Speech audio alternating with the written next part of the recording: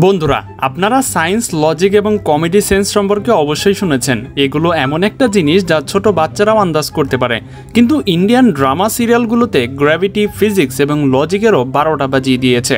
তো বন্ধুরা, আজকের এই ভিডিওতে আমি আপনাদের এমনই সকল ননসেন্স ইন্ডিয়ান ড্রামা সিরিয়াল সম্পর্কে জানাবো যেগুলো দেখে শয়তান পর্যন্ত বেহুশ হয়ে যাবে।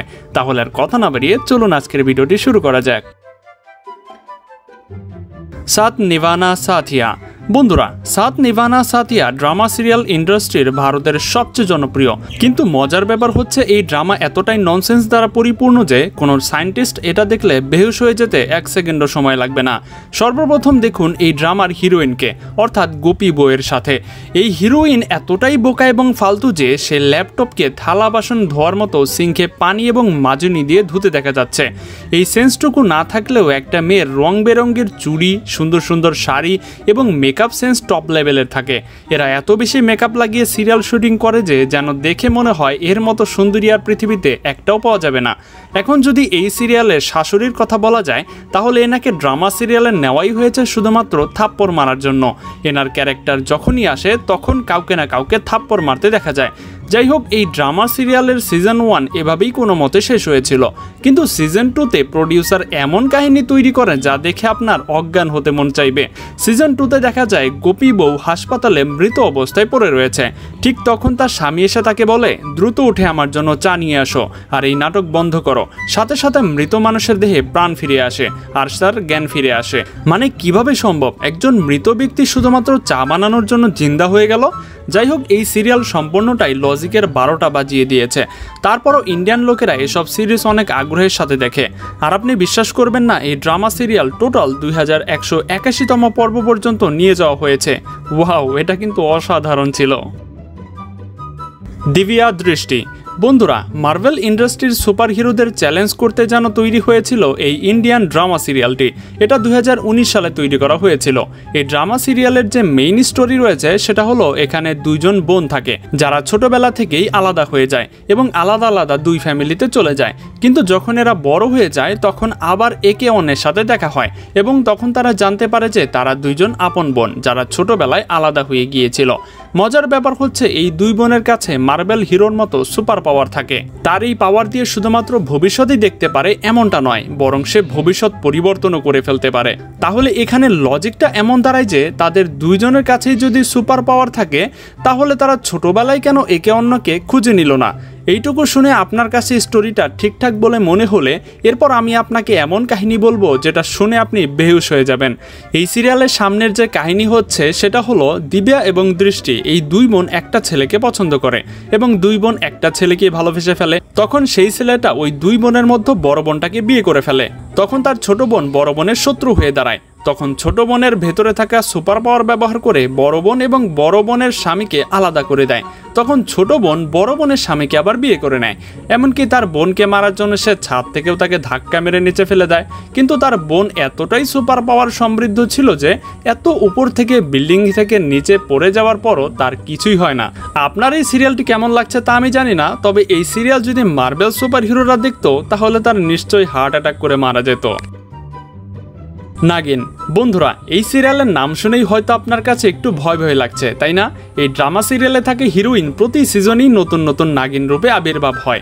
আসলে প্রতি সিজনেই এই হিরোইনের বদলা নেওয়া অপরিপূর্ণ থেকে যায়, কিন্তু এই মেয়েটি অদ্ভুতভাবে প্রতি সিজনেই হুটহাট চলে আসে।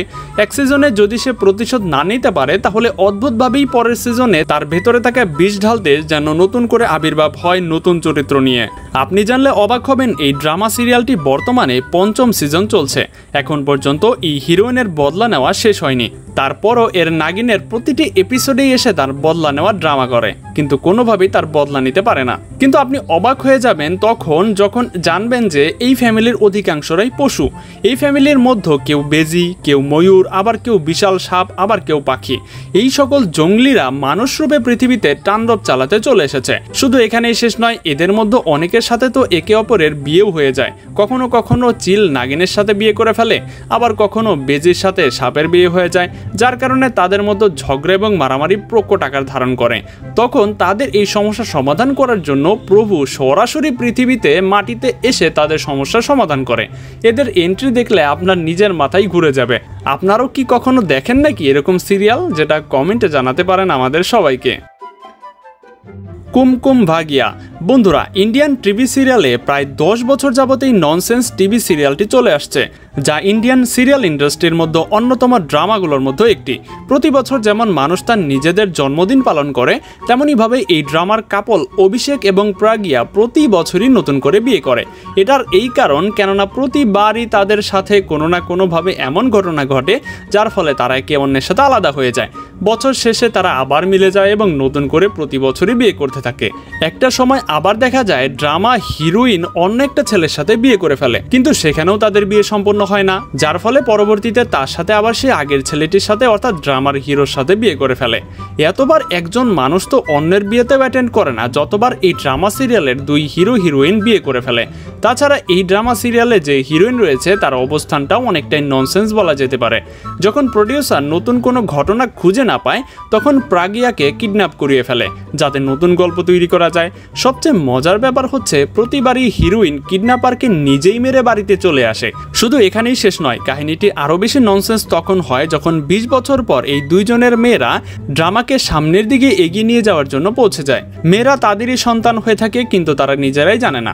এভাবে ইন্ডিয়ানদের বোকা এবং পাগল বানিয়ে প্রায় 3000-এর উপর এপিসোড তৈরি করে ফেলেছে।